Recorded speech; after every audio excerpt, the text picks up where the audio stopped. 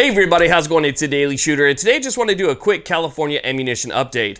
If you guys are not aware, starting on July 1st, 2019, which is only about 6 weeks away from the making of this video, California is going to be requiring background checks for all ammunition purchases. Well, earlier today I went ahead and talked to a couple different FFLs. I also talked to my local Walmart, and I called Walmart corporate headquarters to talk about what their plans are for moving forward with this. And, well, the feedback really wasn't all that good. So I want to talk to you guys about what they have planned.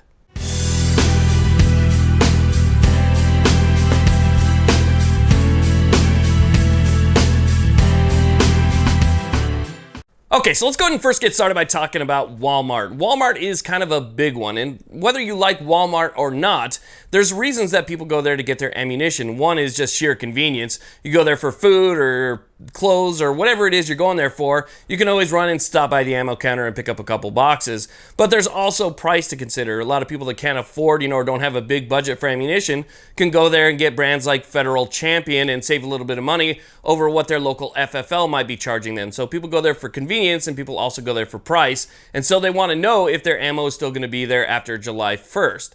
Now, I called my local Walmart and I called another Walmart, and they both said that they still plan on selling ammunition after July 1st. They said that that is their intent, that is their goal. However, they have not received exact instructions on exactly how that's going to happen yet, and so they're assuming that there could be a 7 to 10 day wait where they will not be selling ammunition. So starting on July 1st, more than likely they're not going to be selling ammunition again anywhere from July 7th until July 10th. That's assuming that everything actually pans out, which it probably will not. So between that time period, Walmart will not be selling ammunition, but they do plan on conducting the background checks there, so it will be available once everything gets worked out. Now, I did call Walmart headquarters and I talked to the corporate office, and these people were completely clueless. I mean, they acted like they had no idea what I was talking about. I had a feeling that they did, but it seemed like maybe they just didn't want to talk about it. So as far as Walmart corporate goes, I didn't get any information, but my local Walmart stores all say that they plan on selling ammunition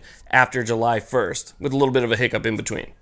Now, the information that I got from my local FFLs and ammunition vendors was really not good at all. I mean, I talked to my FFL, my buddy Frank over at Rick's, and he says that they haven't even received any instructions on how to implement the law once it actually takes place on the 1st.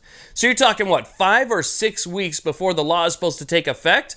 And they have no idea how to conduct a background check. They have no idea how to handle the funds that are collected from the background check, what to do if there is a waiting period, ammunition storage, and stuff like that. I mean, ammunition vendors and FFLs, as far as the ones that I've talked to at least, are completely clueless on what to do come July 1st. Now, that's going to be very, very bad, because anybody that wants to get ammunition after that date, if they don't have instructions or a way to conduct the background check, is not going to be able to do so, because the law will still be in effect, essentially. So an FFL or a vendor is not going to be able to sell you ammunition after that date if they can't go through the process correctly, because they don't want to lose their business license.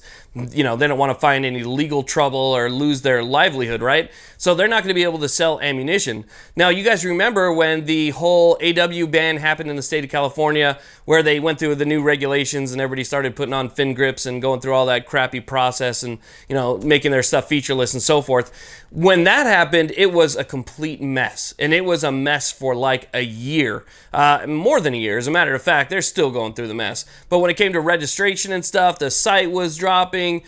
People were not getting, their stuff in on time, and that was causing delays, and they would crash the site.